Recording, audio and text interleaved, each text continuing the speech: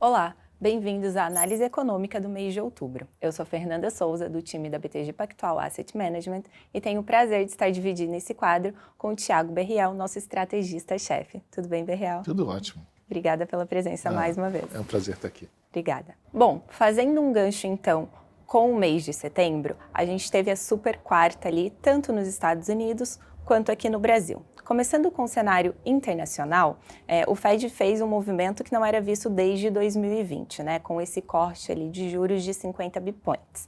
Berriel, conta pra gente que mensagem que ele passou fazendo esse movimento.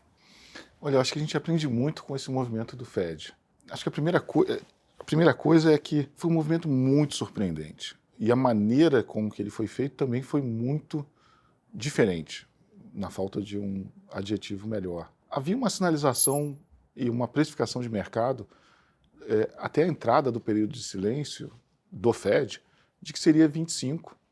O Fed alega ter observado ali um CPI que gerou uma revisão no PCI, que é o número de inflação que ele tem um foco maior, e decidiu mudar, decidiu ir do 25 para o 50. Ao invés de sentar na reunião e surpreender o mercado, ele faz isso, né, sinalizando de alguma maneira para alguns jornais que está pensando em 50.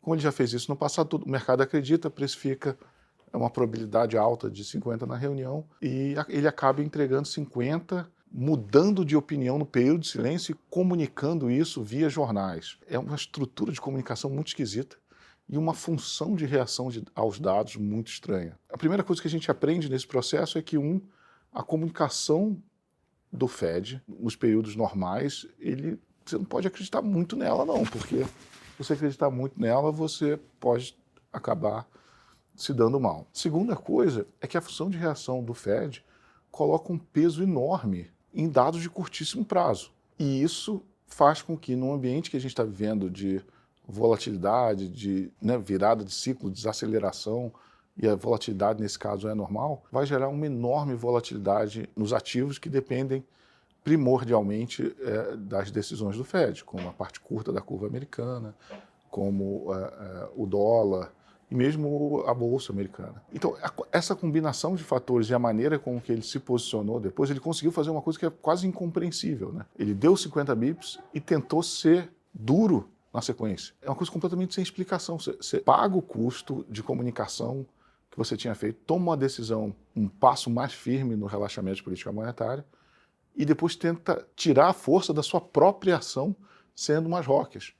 Muito esquisito. Mas o fato é que o que a gente viu depois é que a saída do número de mercado de trabalho americano, do non-farm payroll, na semana passada mais forte, gerou toda essa volatilidade que a função de reação dele, que a gente aprendeu no último FOMC, podia gerar. Você acabou tendo um dado na direção contrária e uma enorme revisão na precificação do ciclo de política monetária nos Estados Unidos, tanto no curto prazo, quanto na taxa terminal e nas taxas de juros mais longas. Quando o Fed parece agir com pouca confiança no cenário e no efeito da sua política, e quando você tem essa pouca convicção, você acaba gerando uma super reação aos dados de curto prazo que nem sempre contam a história toda.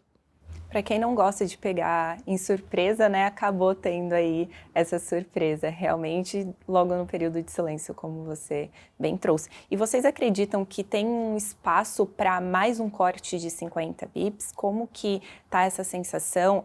Qual que é o tamanho esperado desse ciclo? Então vamos lá. Para isso a gente tem que discutir o cenário. O cenário da economia americana é de uma lenta desaceleração, apesar do último dado de mercado de trabalho que a gente viu? Eu acho que sim. Então, provavelmente isso é mais uma volatilidade normal dos dados e a gente vai voltar àquela tendência, né, de baixa frequência, de desaceleração, e esse ciclo vai ser gerando uma taxa terminal próxima de 3%, talvez um pouco abaixo, um pouco acima disso. Ontem, no início aqui de outubro, a gente estava vendo uma taxa terminal depois do payroll de 3,5%. Como o prêmio dos Estados Unidos é sempre de uma taxa de juros para baixo, parece pessimista, parece uma overreação, né, uma reação muito acentuada da política do número do payroll. Mas do curto prazo, para a próxima reunião, o que pode ser? O cenário base é que vá de 25, só porque o número foi forte e ele reage muito aos números. Mas, de novo, o que a gente aprendeu, ele reage muito a dados e tem pouca convicção no cenário. Então, o risco é para qualquer lado. Se a gente tiver tem mais um payroll antes do FOMC, se esse payroll vier muito forte como veio o último, talvez ele pare e veja o que vai acontecer. Se vier um muito fraco, talvez ele volte para os 50. Então, é difícil descartar qualquer coisa com o que a gente aprendeu sobre o Fed, que é pouca convicção no cenário, muita reação a dados de curto prazo. Perfeito. E já fazendo um gancho com a tua fala de agora, a próxima reunião do Fed é no início de novembro, só que 2 dias antes a gente tem as eleições americanas, né? O que está sendo esperado? E um outro ponto, as eleições elas vão ser no período de silêncio. Então, o que está sendo esperado para esse momento? Então, costumo dizer que economistas já erram em muita coisa. A gente não precisa errar também em predição de eleição. Principalmente essa, que é uma eleição muito apertada e difícil. Então, assim, acho que nenhum dos dois candidatos está no preço. Qualquer coisa pode acontecer. Acho que o Trump, por exemplo, seria melhor para ações. Eu acho que a política, quando você olha o programa dos dois candidatos, eles são políticas expansionistas e inflacionárias. Seja a Kamala via um aumento de gastos, seja o Trump numa política tarifária mais agressiva, uma política anti-imigração mais forte. A dúvida, o quanto eles vão conseguir implementar dessa agenda. Então, eu acho que um cenário ruim para a política monetária, mas também acho que a gente não consegue avaliar isso em 2 dias, seria uma vitória de qualquer um dos candidatos com o Congresso, com o Senado e com a Câmara dos Deputados do mesmo partido. Mas, honestamente, eu não acho que isso vá ser um termo determinante para o Copom, para o FOMC 2 dias depois. Perfeito. Bom, trazendo um pouquinho agora do nosso cenário aqui local, como eu falei, a Super Quarta também serviu, né, ali em setembro para o nosso Copom. Só que os juros no Brasil está indo num caminho completamente da contramão do mundial. Qual que é a visão de vocês? O que o Copom também tentou trazer como mensagem, né, a fazer essa alta? E o que vocês esperam para esse ciclo? Então, o Copom, ao contrário do Fed, foi super dentro do script. Não teve nenhuma surpresa, foi exatamente como sinalizado, a comunicação também super dentro do esperado. E aqui no Brasil a gente tem alguns motivos para pensar numa alta de juros. Quais são eles?